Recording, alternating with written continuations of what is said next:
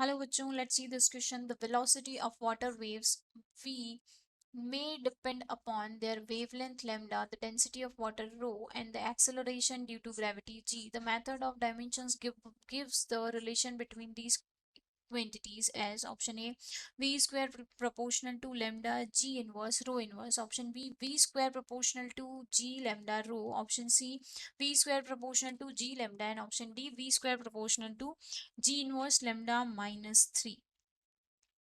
चलिए देखो यहाँ पे है वेवलेंथ, मतलब लेंथ के अकॉर्डिंग चलेंगे तो यहाँ देखो ये हमें दे रखा है कि v जो है वो बराबर है लेमडा एक्स रो वाई और जी जेड के। ठीक है, अब यहाँ पे v है हमारी वेलोसिटी, तो वेलोसिटी की डायमेंशन होती है एल टी -1, लेमडा वेवलेंथ है तो एल एक्स हो जाएगा, रो है हमारी क्या होती है, रो होती है हमारी मास अपॉन वॉल्यूम, तो यहाँ मास है हमारा m, वॉल्यूम है हमारा L3, तो ये कितनी आ जाएगी ml-3, तो यहाँ आएगा ml-3 की पावर y।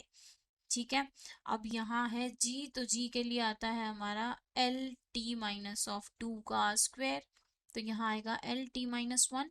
यहाँ L से देखते हैं, L है हमारा x -3y and plus of XYZ है ना, ये minus of plus of z।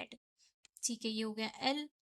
अब हम चलते हैं M पे, तो M है हमारा y, ठीक है, T है हमारा -2z।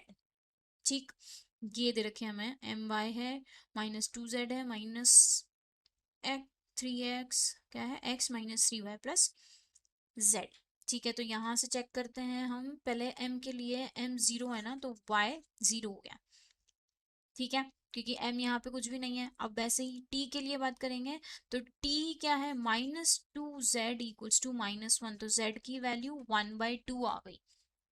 ठीक है, तो z भी आ गया y भी आ गया। अब x पे चलते हैं, x के लिए हम लेते हैं x -3y प्लस z = 1।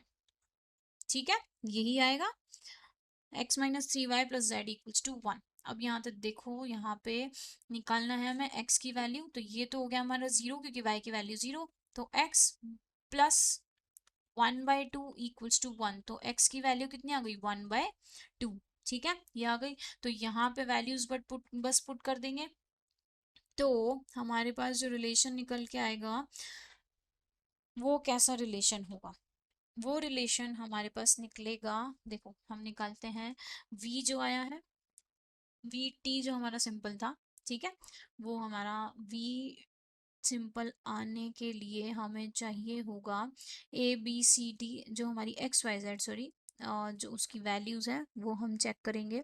तो यहाँ देखो v प्रोपोर्शनल हो जाएगा लेमडा एक्स, एक्स क्या है 1/2 रो, रो वाई, वाई की वैल्यू 0, तो मतलब ये 0 हो गया, और जी, जी की वैल्यू है हमारे पास z, मतलब z क्या है 1/2।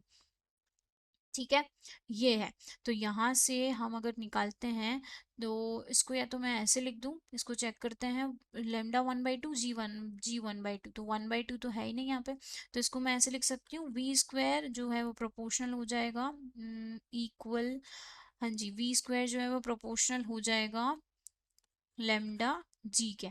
तो हमारा जो ऑप्शन है, देखो ऑप्शन ये गलत है, लेमडा जी आ रहा है बस, ये भी गलत है, तो हमारा ऑप्शन कौन सा होगा, option C is a correct answer. So best of luck.